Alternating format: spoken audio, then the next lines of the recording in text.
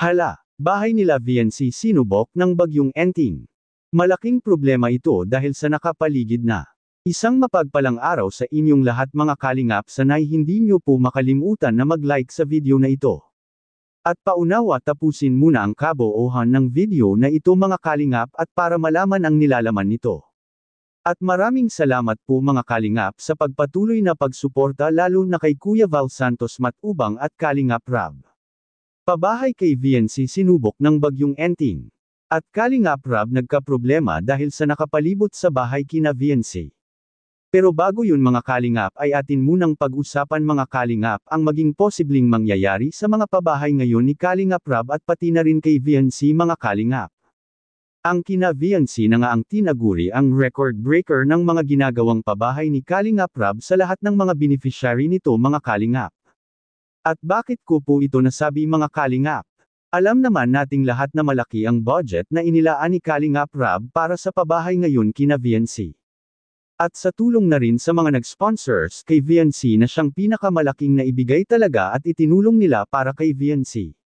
Samantala ang sentro ng mata ng bagyong Enting mga kalingap ay matatamaan talaga at dadaan mismo sa Camarines Norte at pati na sa buong region ng Albay.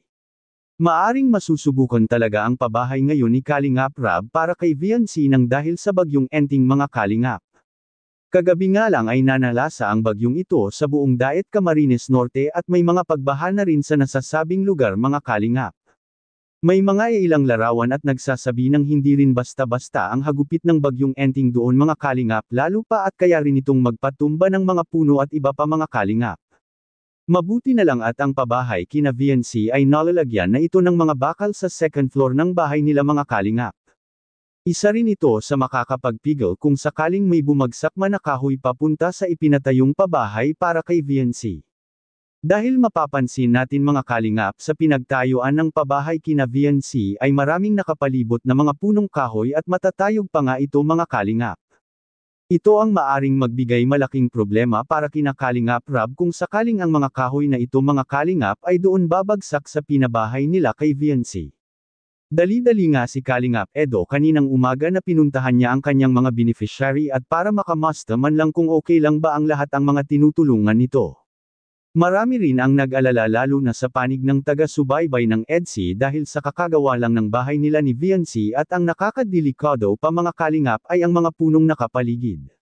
At sa kabilang dako naman mga kalingap bahay nila ni VNC sinubok ng bagyong Enting, mga punong nakapaligid sa bahay nila ni VNC ito ang makapagbigay malaking problema kung sakaling ito ang tatama sa bahay nila. At sanay na sa mabuti lang ang lahat at lalo na ang bahay nila ni VNC.